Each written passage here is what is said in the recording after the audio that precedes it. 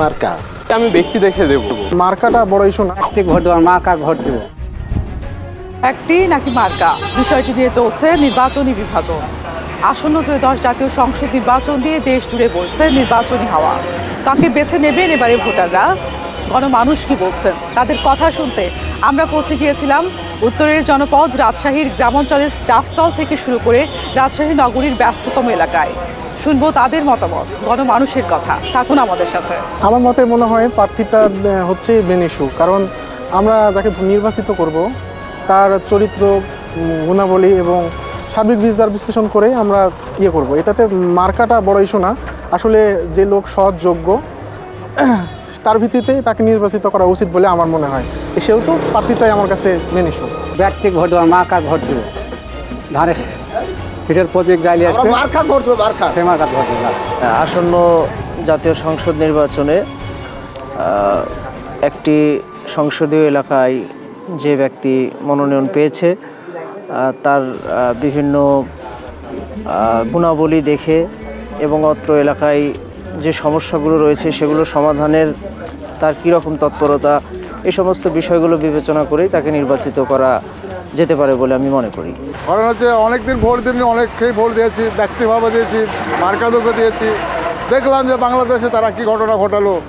এখন নতুন একটা মনে মনে একটা চিন্তাভাবনা আছে যে দাঁড়িপাল্লা একটা প্রার্থী, সেখানে আমরা সমর্থন করবো এবং তাকে ভোট দেবো। আমরা মার্কার দরকার নেই, আমরা সৎ চরিত্রবান ব্যক্তিকেই আমরা নির্বাচিত করব, যে আমাদের জন্য, দেশের জন্য, সবার জন্য কাজ করবে।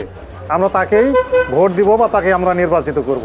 ভোটাররা বলছেন যোগ্যতাই হবে মূল বিবেচনা, আবার অনেকেই বলছেন দলীয় প্রতীকী স্থায়ী ভরসা। আসলে যেহেতু ভোট পুরোটাই আমাদের আমাদের নিজস্ব একটা চিন্তাধারার ভিতর দিয়ে দেব, তো আমার মনে হয় যে আমি ব্যক্তি দেখে দেব। কারণ আমার দেশের জন্য যে উপকার করবে বা আমার শহরকে যে উন্নত করবে, আমি অবশ্যই তাকেই ভোট দিব। ব্যক্তি হিসাবে আমার সেই ব্যক্তি ভালো যে দেশের জন্য কাজ করবে, জনগণের যে কাজ করবে, সেই ব্যক্তি আমার কাছে ভালো। সেটা সে যে কেন না আসুক, আমাদের বিএনপি দলের ভেতর যে কেন না আসুক, সেটাই আমাদের কামনা হবে।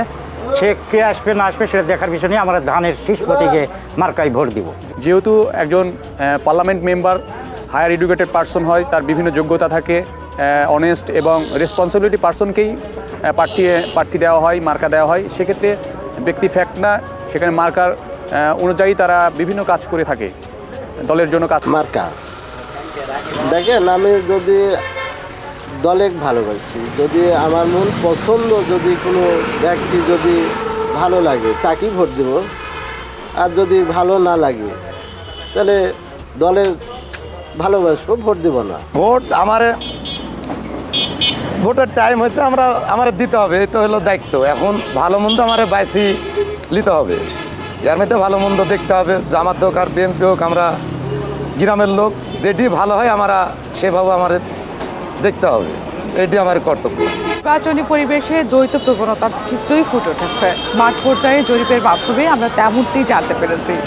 এখন দেখার অপেক্ষা নির্বাচনের ফলাফলে কোন প্রবণতা বেশি প্রভাব ফেলে।